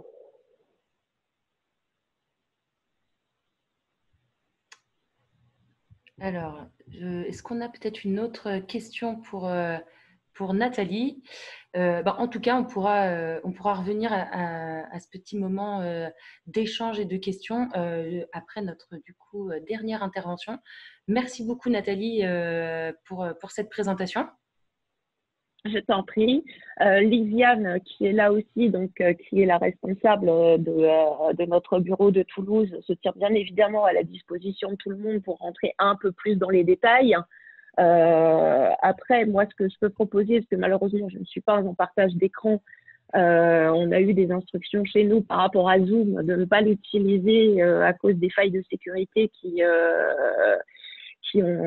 ont été mises en évidence. C'est peut-être un petit peu excessif, je l'accorde, mais je respecte. On aura toujours la possibilité de transmettre aussi quelque chose d'un peu plus fourni, un support comme celui que j'avais pu te présenter et qui permet de bien comprendre tous ces enjeux-là. Très bien. Et donc, d'ailleurs, si vous souhaitez recevoir ce support, n'hésitez pas à remplir le formulaire qu'on vous a envoyé en début de réunion, que vous pouvez voir dans la conversation. Du coup, tu as abordé le sujet de sécurité. Donc, sans transition, Samir, je te laisse prendre la parole. Très bien, j'ai commencé par partager mon écran. Hop. Dites-moi si vous voyez mon écran. Très bien. Hop. Du coup, c'est le bon écran. Parce que c'est tout bon. Tout d'abord, merci pour l'invitation, Constance. Et donc, moi, je vais me présenter déjà, Samir Ariski, et je suis directeur technique pour Med6 Sud-Ouest. Aujourd'hui, je vais vous parler de transformation numérique et cybersécurité pour les TPE et PME. Pourquoi ce sujet? Parce que tout d'abord, la transformation numérique apporte forcément de nouvelles opportunités pour les entreprises. Donc, ça peut être gagner de nouvelles parts de marché, ça peut être se développer à l'international, développer de nouveaux services, de nouveaux produits, etc. Toutefois, cette opportunité ou cette transformation va également exposer l'entreprise à de nouveaux risques, des risques numériques, de nouvelles menaces qui peuvent impacter le fonctionnement de l'entreprise ou son image. Alors, ce qui se passe, c'est que pour ce segment-là, PME, TPE, c'est que pas mal de dirigeants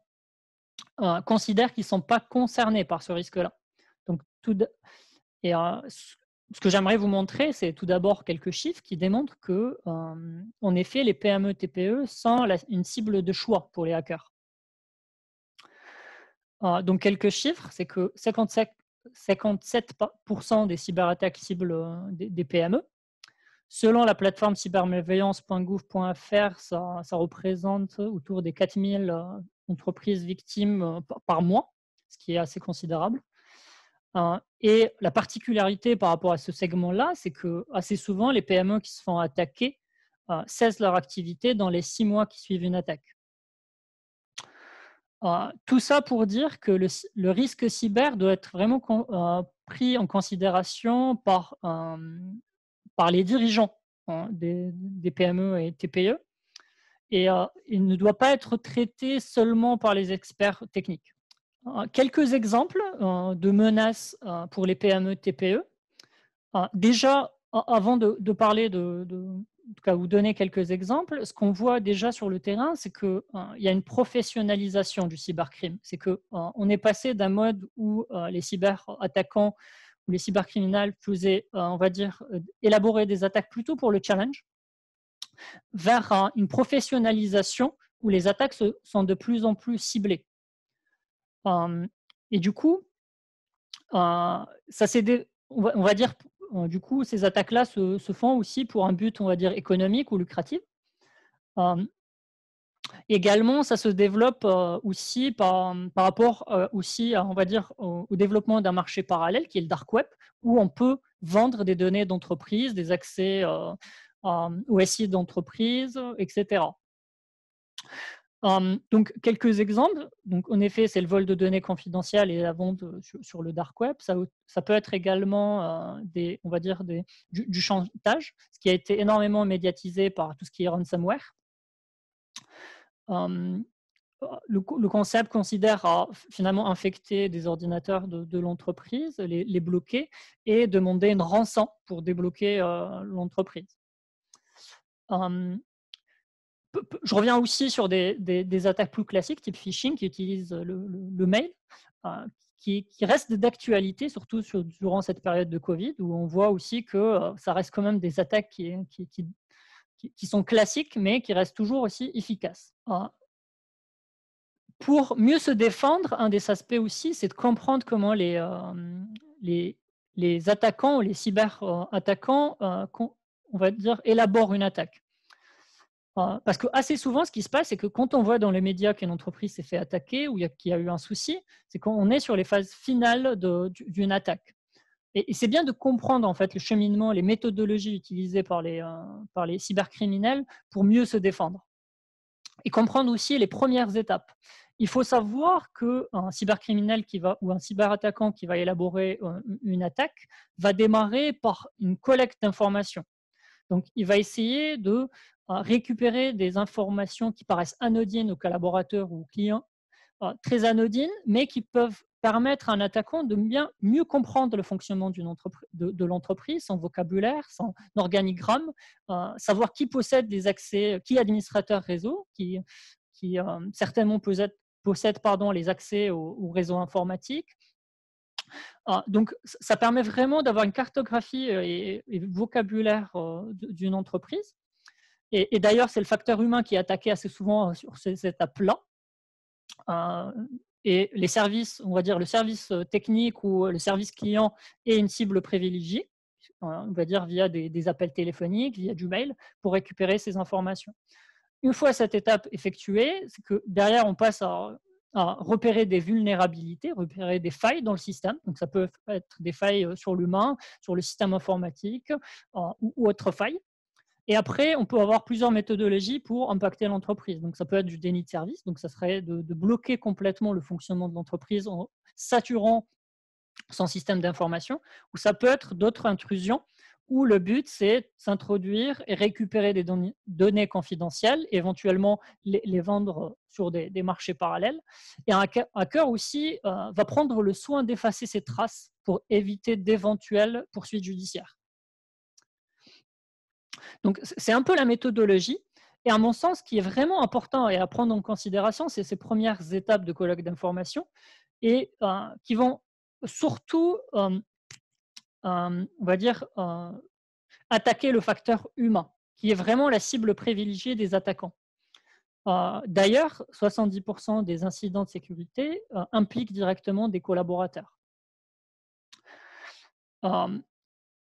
Également, c'est que ce qu'on voit, c'est qu'aujourd'hui, il n'est plus suffisant pour se défendre d'avoir que la partie technique, ça veut dire installer des firewalls, de l'antivirus, et dire finalement, ou installer des VPN et dire finalement installer quelques outils, on se défend par rapport à des cyberattaques ciblées. Donc, comment se défendre, comment maîtriser ce risque-là numérique pour les PME, TPE?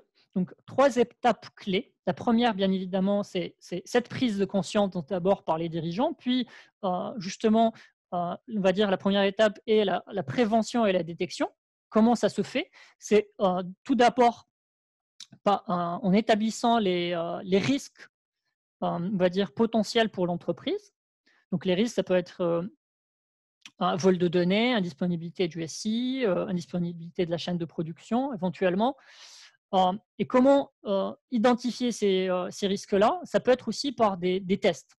Donc, nous, on en fait. Quelques exemples concrets, ça peut être mettre une clé USB dans le parking de l'entreprise et calculer le temps et voir le temps que ça prend pour qu'un collaborateur de l'entreprise va brancher cette clé-là sur un ordinateur de l'entreprise. Pour le dernier exemple qu'on a effectué, ça a pris 3 jours, par exemple. Ça peut être aussi pour le phishing, qui est une attaque assez classique, c'est de faire une fausse campagne de phishing demandée par le dirigeant ou par l'entreprise et voir est-ce que les collaborateurs sont sensibilisés. Ça veut dire est-ce qu'ils cliquent sur le contenu qui est frauduleux ou pas. Et ça permet d'avoir finalement de savoir est-ce que les collaborateurs sont sensibilisés ou pas. On peut aller jusqu'à des tests beaucoup plus élaborés, des tests d'intrusion beaucoup plus élaborés. Et l'idée, c'est, avec cette étude de risque, c'est aussi de voir l'impact que peut avoir, on va dire, étudier également l'impact et le qualifier, le chiffrer. Donc, ça peut être des impacts financiers, ça peut être des impacts juridiques, ça peut être aussi concurrentiel, et bien identifier ces impacts-là. Donc, une fois qu'on a fait ce travail-là, la deuxième étape, c'est vraiment de bâtir son socle de sécurité, au sens plutôt bâtir son socle de sécurité sur 3 volets. Donc, le volet humain, bien évidemment, en sensibilisant les collaborateurs ou les clients ou les utilisateurs et les former. Un volet plutôt organisationnel en adaptant les processus ou le fonctionnement de l'entreprise même. Et un volet technique en mettant en place des outils, en sécurisant l'infrastructure, en sécurisant l'accès aux outils cloud, type SaaS, ou aux boîtes mail, etc. Alors, une fois qu'on a fait ce travail-là, c'est qu'il y a toute une partie par la suite, c'est la partie plutôt exploitation, opération, ou opérer plutôt son socle de sécurité. Ce qu'on voit, c'est qu'assez souvent, les PME, TPE, autant les 2 premières phases, c'est des phases qui ne coûtent pas beaucoup en termes de coûts, coûtent pas beaucoup aux PME, TPE à mettre en place, autant la phase on va dire, plutôt opérationnelle, exploitation, les PME, TPE n'ont pas forcément les moyens de surveiller la partie sécurité au quotidien. Donc, une manière intéressante, c'est de faire appel à un tiers qui va avoir ce qu'on appelle un SOC, donc un Security Operation Center, donc ou un centre opérationnel de sécurité. Donc, c'est une entreprise tiers que pour plusieurs entreprises qui va avoir un tableau de bord et surveiller au quotidien la sécurité avec des outils, on va dire, spécifiques. Ces outils-là permettent de détecter des anomalies et détecter vraiment plus tôt s'il y a un comportement suspect et être capable d'intervenir très rapidement en mobilisant un réseau d'experts.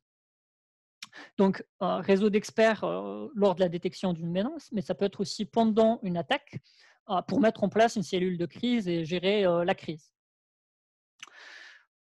Bien évidemment, nous, Métis, on intervient sur les trois étapes. Une fois qu'on a mis en place ces 3 étapes, c'est que assez souvent sur la partie sécurité, en fait, le problème un peu de la partie cybersécurité, c'est que c'est assez compliqué à valoriser par rapport à la transformation numérique, au sens où le le retour sur investissement est un peu plus compliqué à chiffrer ou à qualifier que d'autres domaines. Donc, du coup, une étape vraiment importante, c'est vraiment cette partie-là, valorisation de sa stratégie cybersécurité. Vraiment en garantissant une maturité cyber à l'ensemble de son écosystème. Donc, ça peut être pour les collaborateurs, pour les clients, pour ses investisseurs, pour les fournisseurs. Donc ça, c'est un élément vraiment important. Également, valoriser la stratégie cybersécurité par rapport à l'image de marque de l'entreprise et sa crédibilité. Après, moi, pour finir, je voulais partager avec vous une conviction très forte. C'est vraiment réconcilier l'expérience utilisateur qui est vraiment axée sur l'usage, sur l'adoption des outils, avec la cybersécurité qui va rajouter cette dimension-là de confiance. Donc, de confiance, donc apporter que les clients de l'entreprise ou les clients qui utilisent les outils, qu'ils aient confiance au service que vous allez leur apporter. Donc, merci beaucoup et je reste à votre disposition s'il y a des questions. Merci, merci Samir. Alors, est-ce qu'on a une petite question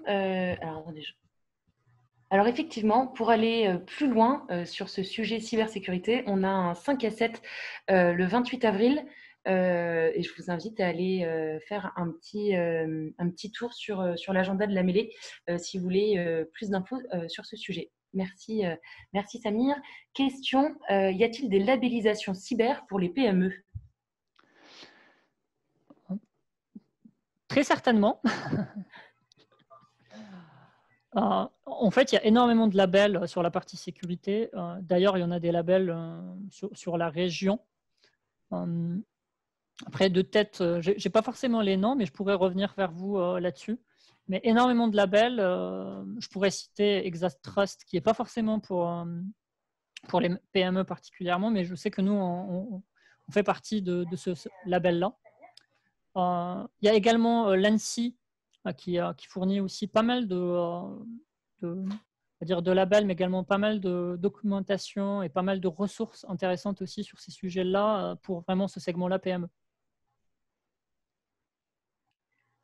Et en effet, on me précise dans la petite conversation, on a également un joystick sur les sujets de cybersécurité dans lequel Medsys tient également un atelier.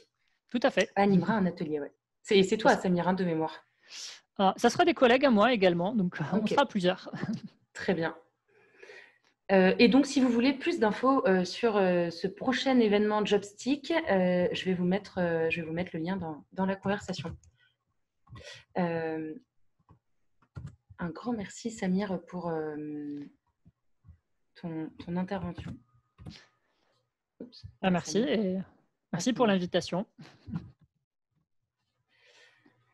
Alors voilà, on avait une dernière question que j'ai pas relevée tout à l'heure pour Thierry. Je vais le retrouver. Je remonte. Voilà. Une question alors, avez-vous eu des difficultés avec un client et de quelle nature? Alors, la question est très large, du coup. Je ne sais pas si possible de préciser. Ouais, pardon, c'était une question pour Thierry Arène pour l'implantation d'un CRM. Et voilà. Et pendant ce temps, n'hésitez pas à poser d'autres questions dans la conversation. C'est effectivement arrivé. Le projet parfait, il n'est pas systématique. Il y en a certains qui se déroulent parfaitement bien. Et puis, il y en a d'autres, comme je le disais, qui sont plus sensibles. Typiquement, je parlais de l'implication des directions dans les projets CRM. Il est arrivé que sur des projets CRM où la direction n'était pas du tout impliquée, déléguer ça sur ses collaborateurs en disant « allez-y, déployez, faites ce qu'il faut », ce n'est pas suffisant. Il faut un capitaine à la tête du projet. Et ce n'est pas un intervenant extérieur qui va pouvoir systématiquement faire la différence. Donc oui, après des projets, des flops en CRM, mais j'en ai aussi vécu dans les projets ERP, et à la limite encore plus en nombre. Ça peut être lié au manque d'implication soit de l'intégrateur, soit des équipes côté client, soit les équipes chefs de projet. des projets liés à des mauvais produits, c'est beaucoup, beaucoup plus rare. C'est généralement plutôt lié à l'homme ou à ses manques de process.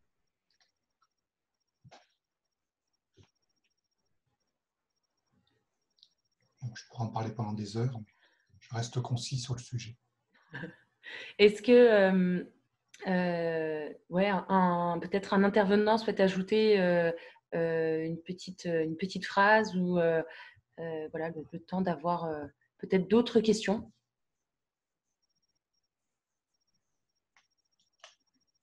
Vous avez été du coup très très clair. Bravo, bravo à tous.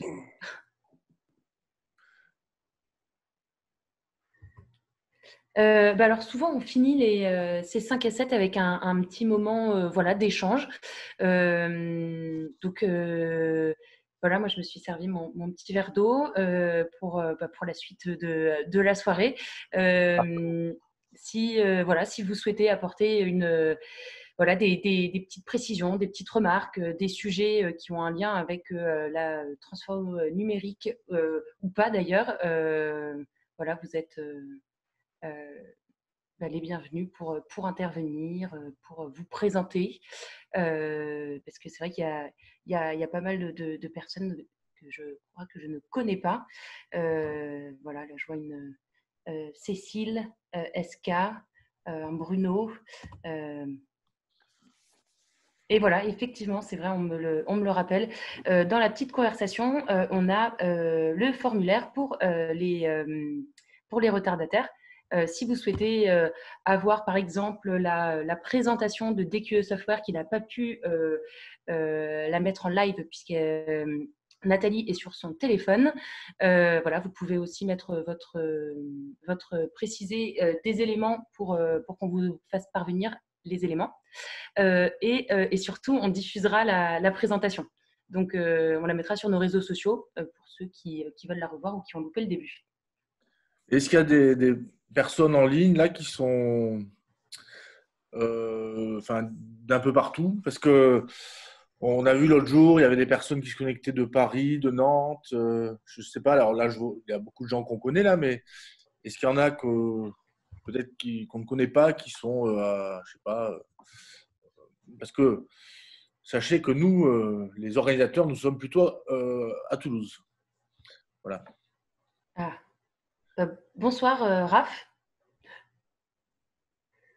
Ils peuvent parler. Ouais, oui. Ouais. Ah bah oui, il faudrait, Philippe, s'il te plaît, donner l'accès au micro à Raph de l'Ariège, apparemment. Je pense que vous pouvez vous… Vous pouvez…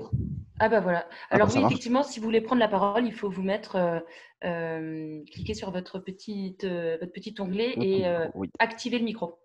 D'accord, alors bonjour tout le monde, un petit coucou. Moi, je connais un petit peu la mêlée, j'ai déjà été à quelques meet-up il y a quelques mois de ça. Je suis récemment installé en France et en Ariège à la base. Je m'intéresse à ce sujet parce que j'ai vécu des étapes de digitalisation, peut-être que vous les avez citées là au fur et à mesure dans les différentes entreprises où j'ai été, grandes ou petites, je repensais à l'un des pires exemples que j'avais vécu entre CRM et ERP. J'ai travaillé chez un fournisseur d'accès à Internet. C'est très bizarre, en fait. En Algérie, à Alger, on avait déployé un CRM Dynamics chez Microsoft et je suis arrivé en plein lancement et c'était une catastrophe en tant que responsable marketing. Et je revivais lors de la présentation, oui, l'expression de besoin initial, c'est le plus important, l'un des éléments les plus importants et qui finira par donner un outil utilisable, pas plus, comment dire, un fardeau supplémentaire dans les process du quotidien. Et bizarrement, je rejoins ce que disait Thierry, même des grosses boîtes. J'étais chez un autre géant allemand de l'industrie avec combien 12 000 collaborateurs un peu partout dans le monde. Et on a bien galéré pendant une année à déployer SAP et à essayer de faire comprendre les process, comment introduire un prospect, ceci, cela. Et tout le monde était là à bypasser les étapes et ainsi de suite. Et en fait, je m'intéresse à ça parce que je voudrais bien, là, avec ma femme, on est installé dans l'Ariège. Et le but était de lancer une petite boîte plutôt de prestation de services, réseaux sociaux et autres. On était un petit peu dans ce domaine-là avant.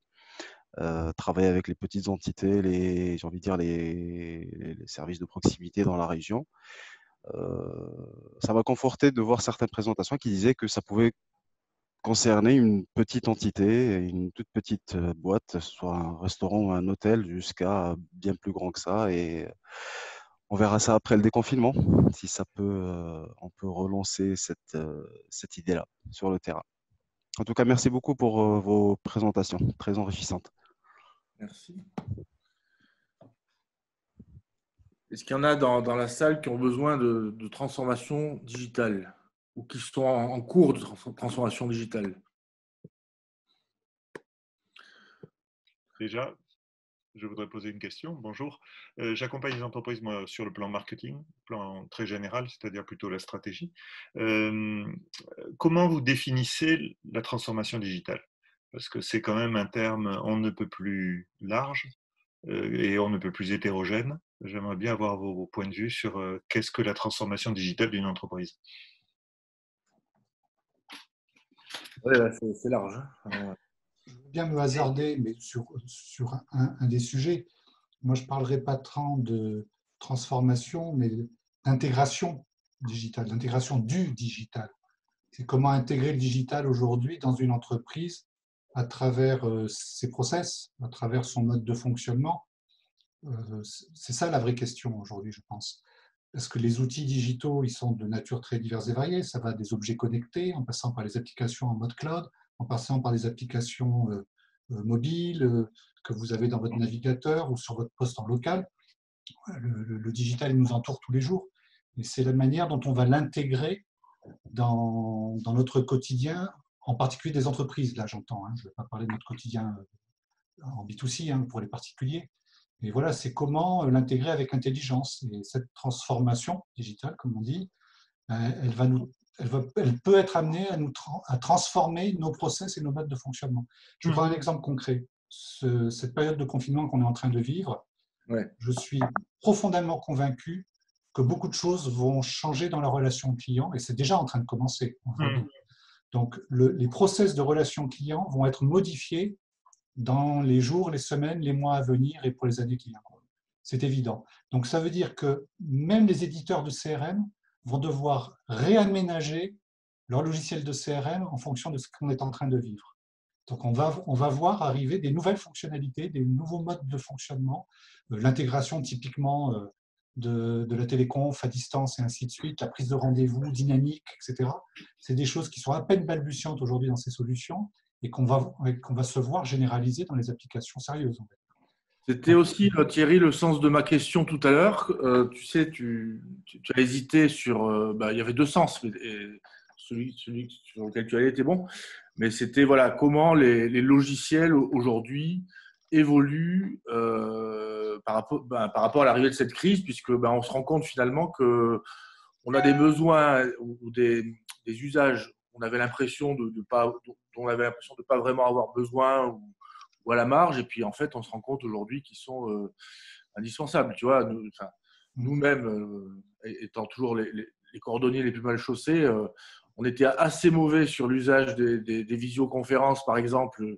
Ça plantait tout le temps quand on essayait d'en faire dans nos réunions. Bon, là maintenant on n'a plus le choix, il ne faut pas que ça plante. Donc et bizarrement, tout d'un coup, on arrive à s'adapter, à trouver des solutions. Et donc, c'était ça la question tout à l'heure à laquelle tu viens de répondre. Comment, du coup, les développements des logiciels vont évoluer avec ce nouveau besoin-là. Parce que maintenant, le besoin, il est vraiment de tout le monde. Voilà. Je vais prendre un exemple concret. Beaucoup d'entre vous connaissent, par exemple, la plateforme collaborative qui s'appelle Slack.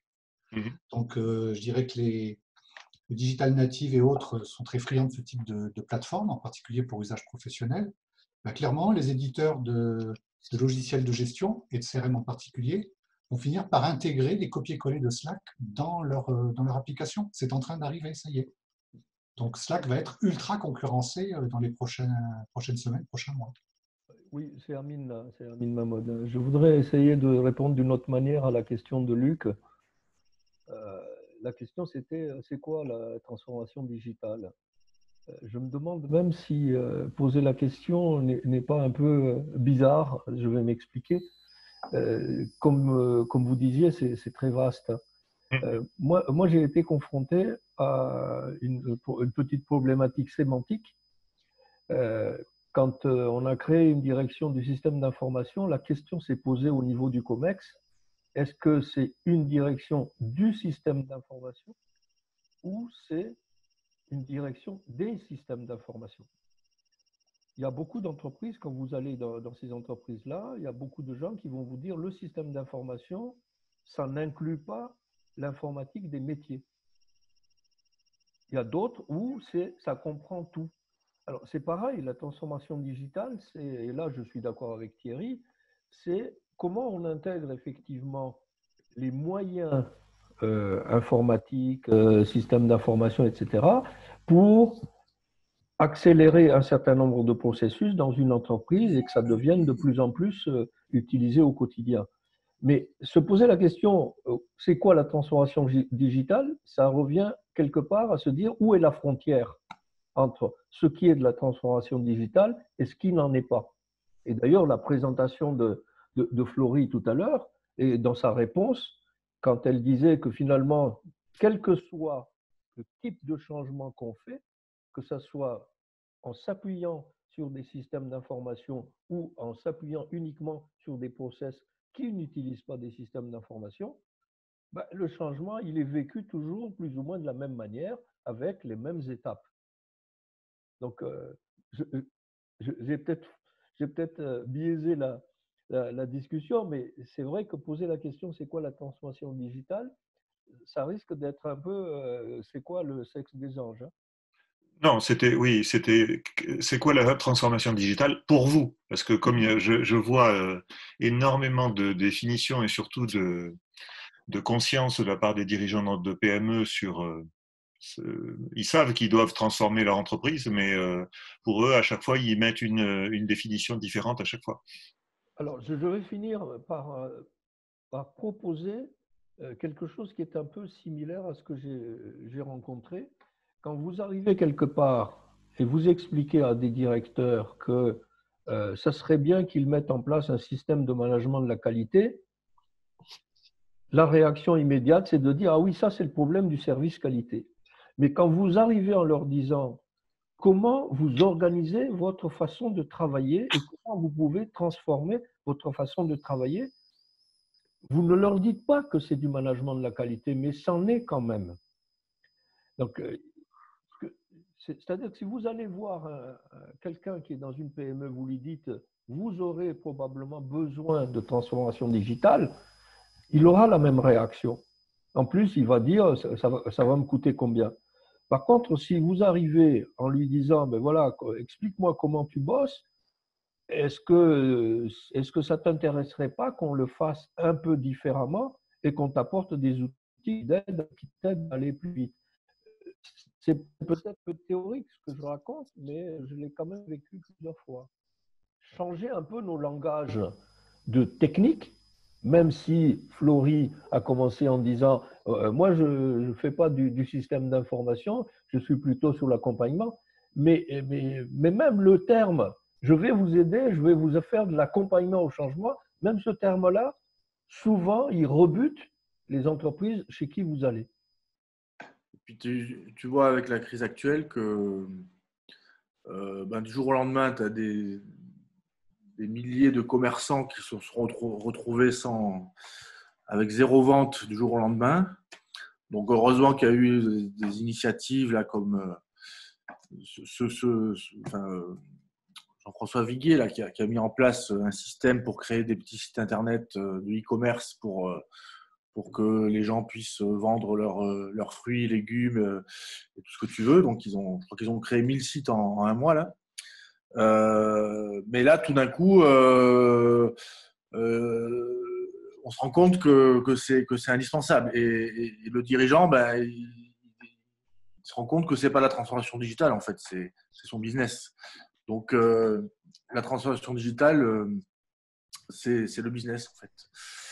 Et moi, je pense que cette crise, j'espère que le bon côté, c'est que ça va vraiment augmenter, et ça l'a déjà fait, je crois, obligatoirement, mais la transformation digitale de beaucoup de structures. Je pense déjà à la nôtre en premier. Voilà. Pour compléter, c'est vrai que c'est une période où, en ce moment, on accompagne énormément de personnes chez qui tout ce qui est outils, on parlait d'outils de visioconférence, ce genre de choses, pour qui le télétravail, ils avaient dit non, c'est impossible, dans notre société, on ne pourra pas le faire. Et aujourd'hui, en fait, ils se rendent compte que c'est possible et qu'en plus, ça présente des avantages. Alors évidemment, c'est compliqué quand même en termes que les gens ne se voient pas, c'est d'autres problématiques. Mais en termes de réalisation, ils arrivent à faire énormément de choses. Et ce qui était jugé impossible hier, en fait, c'est tout à fait possible, quoi. On a énormément de projets d'accompagnement en ce moment, justement pour aider les gens à prendre en main ces solutions-là et à se les approprier. Je rajouterais également là-dessus, pour rebondir sur ton propos, Florie, c'est que ce qu'on avait vu aussi, c'est que pas mal de DSI avant avaient on va dire, lors de la phase de négociation des budgets, des refus sur des aspects où les dirigeants ne comprenaient pas l'intérêt de mettre en place des choses, que ce soit en termes d'infrastructure, en termes d'outils. Et finalement, cette crise-là a démontré que finalement, ces investissements-là, des fois, sont nécessaires pour faire fonctionner l'entreprise avec des nouveaux modes de collaboration, nouveaux modes de travail. Et moi, personnellement, je suis vraiment intéressé. En tout cas, j'attends, comme tout le monde, l'après-confinement, mais aussi avoir ce regard-là du repositionnement de la DSI, repositionnement du numérique au sein des entreprises. Parce que je pense que le regard va changer, parce qu'il y a pas mal d'utilisateurs, pas mal de collaborateurs qui vont changer de regard, puisque la DSI les a accompagnés pendant cette phase-là. Et il y en a pas mal qui ont compris l'intérêt. Ouais. Parce que jusqu'à maintenant, quand on appelait le DSI, c'est ce que me rapportaient des copains dans les grands groupes, c'est qu'il y avait un problème. Bon, oui, il y avait une image, tout à fait, il y avait une image qui n'était pas forcément positive. C'était un problème et un centre de coût. Alors que là, c'est devenu du jour au lendemain une solution. Et cet ami me disait, maintenant, il mange dans la main des DSI parce que c'est redevenu l'homme clé de l'entreprise quasiment du jour au lendemain. Tout à fait. Tu aurais bien aimé ça, Amine, hein?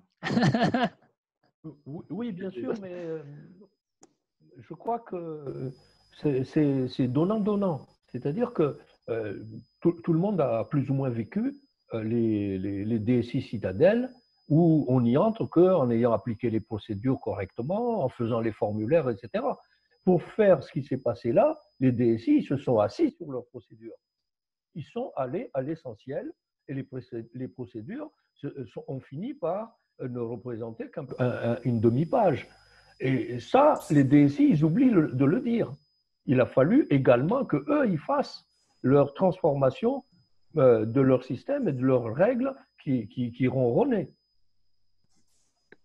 Ça, c'est souvent une des étapes aussi clés de l'accompagnement au changement. Ça va être de réconcilier les équipes DSI avec les autres et de faire en sorte que chacun se mette un peu dans les baskets de l'autre pour essayer de trouver le meilleur compromis pour répondre aux besoins des utilisateurs et quand même avoir, comme vous le disiez, une machine bien huilée.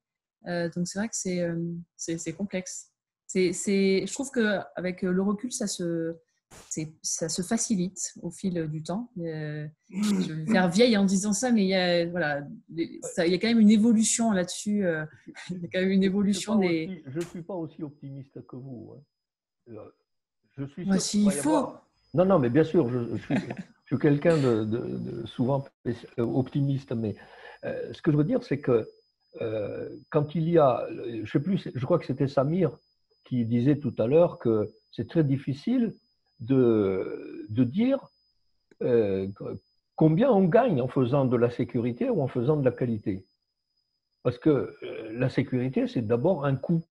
Et le gain, on n'arrive pas à le chiffrer parce que c'est ce qu'il aurait fallu payer si on avait eu le problème. Donc aujourd'hui, on a le problème, donc on paye. D'ailleurs, c'est ce qui se passe au niveau de l'État. On paye, on met l'argent parce qu'il faut absolument que tout le monde soit capable de faire du télétravail, etc. On augmente les débits, on paye les abonnements à Orange, à Bouygues, etc. Mais quand on va revenir à une situation un peu plus classique au niveau de la définition des budgets, là, je pense que la DSI, il y a un risque pour que ça redevienne un centre de coût. Et effectivement, c'est à ça qu'il faut qu'il fasse attention et rappeler que la DSI peut être un centre de profit, en particulier à travers la transformation digitale. On peut faire des gains et améliorer le système pour aller plus vite, pour aller de manière plus souple, etc. Mais ça va être ambivalent, hein, ça n'est pas automatique. Je suis d'accord. Et chez Youp ou Medsys ou d'autres, vous avez constaté quoi par rapport à, depuis la crise, plus de business, moins de business, pas le même business? C'est quoi le constat un peu? Franchise, moins de business. Hein. Ouais. Faut dire ce qui est. Non, ouais. Ça reste quand même un séisme pour tout le monde. Toutes les entreprises sont prises en cascade. Hein. La base est à l'arrêt. Donc, nous, on avait beaucoup de sujets dans les tuyaux. Un certain nombre sont toujours maintenus et en cours. Ça, c'est pas un souci. Mais ce qui pouvait être différable a été différé pour être repris, je pense, à l'issue du confinement parce qu'on manque tous cruellement de visibilité quant à comment ça va se passer déjà à partir du 11 mai, mais surtout dans les prochains mois, quoi.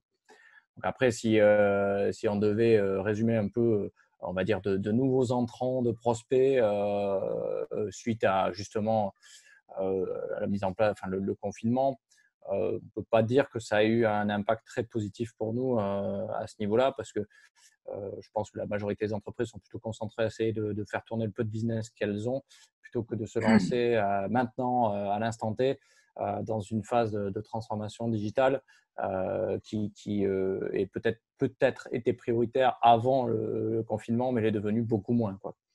Je pense que les boîtes qui ont plus une vocation infra ont dû être fortement sollicitées lors de la mise en place de tout ce qui est notion de télétravail, parce que, comme on l'a dit plus haut, hein, beaucoup d'entreprises soit ne faisaient pas du tout de télétravail, soit en faisaient un petit peu en se disant bon, ça va à peu près comme ça. Sauf que du jour au lendemain, il a fallu se mettre en ordre de marche pour pouvoir travailler quasiment à 100% comme ça. Je pense qu'il y a un certain nombre d'entreprises qui n'étaient pas du tout prêtes à ça. Donc voilà, le domaine de l'infra a dû être fortement sollicité dans cette période-là et encore les premières semaines, parce que je pense que maintenant on a atteint un certain niveau de stabilité quant au déploiement des solutions de télétravail et de travail collaboratif, j'ai envie de dire. Pour un peu d'humour, là, je comprends que pourquoi derrière Yannick, les mecs, ils bougent pas. Hein. Oui, on les a figés, quoi. On les a figés. Ok.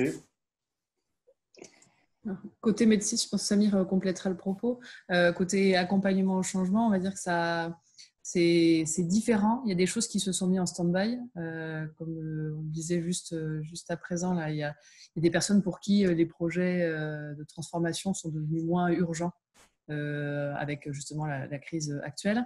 Et par contre, on a pas mal de projets en mode un peu pompier sur de l'accompagnement des équipes pour la prise en main de tout ce qui est outils de collaboration et de communication à distance. Donc là-dessus, voilà. Et je rajouterais, nous, effectivement, on intervient sur tout ce qui est outils collaboratifs. Donc, on a été sollicité en mode pompier. Et on a également une partie infra, donc liée vraiment au poste de travail. Donc, ça, forcément aussi, on a été sollicité là-dessus. Parce que finalement, il fallait réinventer très rapidement et en urgence le poste de travail, puisque maintenant, il devient plus étendu avec ces notions de télétravail. Ok. Merci. Et Constance, tu veux… Oui, je voulais voir s'il y avait un petit mot de la fin, peut-être. Mais si la conversation reprend. Merci pour ces présentations. Je reviendrai. Donc, super, merci. Merci à tous les intervenants pour vos riches retours. Va y avoir du coup effectivement d'autres informations à venir, d'autres 5 à 7, d'autres informations sur la transfo numérique. Donc n'hésitez pas à refaire un petit tour sur les liens qui ont été envoyés en début de conversation. Et pour ceux qui ont loupé le début du 5 à 7, on le communiquera sur nos différents supports de com. Voilà, et les 5 à 7, c'est pratiquement tous les soirs de la semaine. Pour ceux qui arrivent à bien faire la différence entre la semaine et le week-end, hein, c'est pas évident. On a failli en mettre le dimanche et puis on s'est rendu compte que c'était pas. Et puis vous pouvez vous aussi d'ailleurs proposer des thématiques, voilà, de manière à aider les participants sur tous ces sujets liés au numérique, à l'innovation, à la transformation numérique, à la situation actuelle aussi. Et voilà.